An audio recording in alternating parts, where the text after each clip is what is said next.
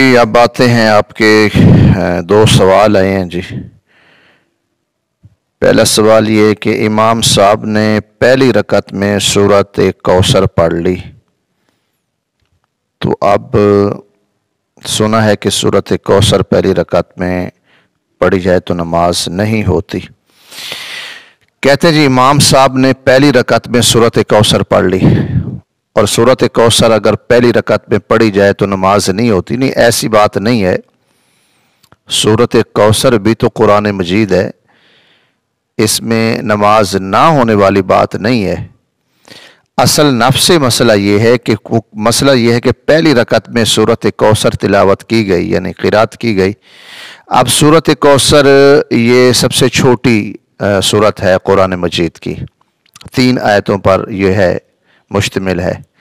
اب 3 آیتوں پر اذا جا بھی ہے، لیکن وہ اذا جا اس کے بعد پڑھی نہیں جا سکتی، کیونکہ ایک سورت کا چھوڑنا جو ہے یہ فرضوں میں یہ جائز نہیں ہے۔ ایک سورت آپ چھوڑ کر دوسری سورت نہیں پڑھ سکتے، یہ بھی ساتھ آپ مسئلہ سمجھ لیں۔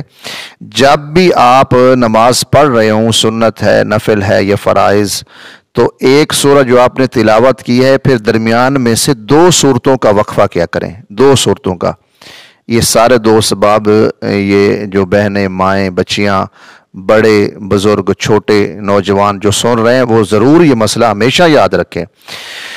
جب آپ قرات کرتے ہیں نا، سورۃ فاتحہ کے بعد آپ نے کوئی سورت پڑھی ہے نا، مثال کے طور پر آپ نے پڑھی ہے سورۃ الفیل، اب اس کے بعد ایک سورت چھوڑ کر آگے سورۃ المعون نہیں پڑھیں گے، یہ بھی آپ مسئلہ سمجھتے جائیں۔ 2 سورتیں جو ہیں یہ چھوڑنا ہوتی ہیں۔ آپ سے سورۃ فیل پڑھی ہے نا، اس کے بعد آپ قریش بھی چھوڑ دیں، اور اس کے بعد آپ معون بھی چھوڑیں، آپ انا اعطینا پڑھ سکتے ہیں۔ یہ مسئلہ ہر بہن، بچی، بڑا بھائی، دوست، احباب، بزرگ سارے یاد رکھیں، اپنی نمازیں درست کریں۔ اب یہ سوال کیا گیا نا سورۃ کوثر کا، اصل مسئلہ یہ ہے کہ وہ کہتے ہیں کہ پہلی رکعت میں جب سورۃ کوثر پڑھی گئی تو پھر اب کیسے نماز مکمل کرے گا؟ بھئی سورۃ کوثر پڑھی گئی ہے، اس کے بعد بڑی سورت تلاوت کرنا جو ہے نا دوسری رکعت میں، یہ مکروہ تنزیہی ہے، یعنی خلاف اولیٰ ہے۔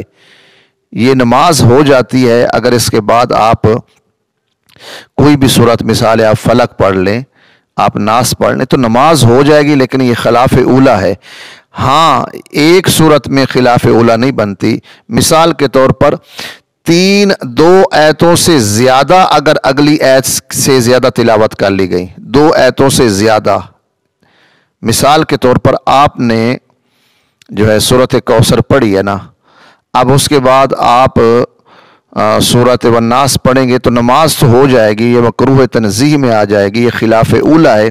لیکن وہ کیونکہ یہ 3 آیتیں ہیں وہ زیادہ بڑی ہو جائے گی، تو یہ مکروہ ہے، اس طرح نہ کیا کریں۔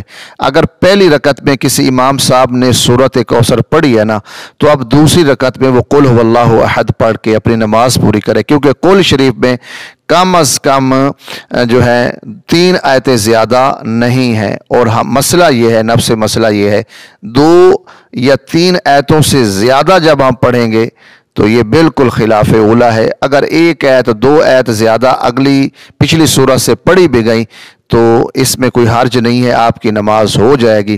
یہ جو امام صاحب کے ساتھ یا لوگوں کے ساتھ جو جرح کر کے بیٹھ جاتے ہیں، نہیں جی پہلی رکعت میں سورۃ کوثر پڑھی گئی تو اب نماز نہ ہوئی، تو نماز ہو جاتی ہے، اس میں کوئی حرج نہیں، منہ سے نکل جاتا ہے۔ مثال ہم پڑھ رہے ہیں وَلَضَّالِّينَ پڑھا اور آگے اِنَّا أَعْطَيْنَا پڑھ لی، اور پھر یاد ہے کہ اوہو یہ تو پہلی تھی، تو مجھے تو کوئی اور سورت تلاوت کرنی چاہیے تھی، تو اب اس پہ بحث نہیں کرتے۔ اس کا مسئلہ یہ ہے کہ امام صاحب ہیں یا آپ خود ہیں، جس طرح بھی ہے، کوئی بھی ہے، تو آپ سورت اخلاص پڑھیں، قل شریف پڑھ لیں، آپ کی نماز ہو جائے گی۔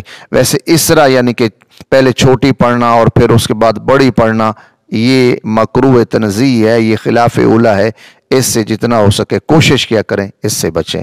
उम्मीद है कि इंशाअल्लाह आपको मसला समझ आ गया होगा, और वो भी आपने समझ लिया कि कम अज़ कम जब भी आप नमाज फ़र्ज़ पढ़ रहे हैं, नफिल पढ़ रहे हैं, सुनन पढ़ रहे हैं, जब एक सूरत पढ़ी है ना तो या तो उसके लगातार दूसरी सूरत पढ़ें। ये भी समझ लें, सूरत मिसाल के तौर पर सूरत फ़ील पढ़ी है ना, उसके बाद सूरत कुरैश पढ़ लें, उसके बाद सूरत माउन पढ़ें, उसके बाद सूरत कौसर पढ़ लें, ये बिल्कुल ठीक है। तरतीब वार अगर लाइन सर आप पढ़ते आ रहे हैं तो ये ठीक है। अगर आपने दरमियान से वक्फा किया है तो 2 से कम वक्फा नहीं कर सकते, 2 से ज़्यादा करें। 2 छोड़ें, तीसरी पढ़ लें, चौथी पढ़ लें, 5वीं, 6ठी, 7वीं, 10वीं, वो आप बिल्कुल कर सकते हैं। लेकिन एक छोड़कर अगली तिलावत करना, इस तरह आप नहीं कर सकते। उम्मीद है कि ये दोनों मसले एक ही वीडियो में आपको समझ आ गए होंगे। इस तरह की मज़ीद वीडियोस देखने के लिए मेरे चैनल को सब्सक्राइब करें और देखें। इंशाअल्लाह बहुत ज़्यादा मैंने नमाज के मसाइल पे गुफ्तगू की है, तो उम्मीद है दोस्त अहबाब इससे फ़ायदा उठाएंगे, मुझे भी सवाब होगा। अल्लाह ताला हम सब पे अपनी रहमतें फरमाए और अल्लाह हमें अपनी नमाज़ें दुरुस्त करने की तौफीक अता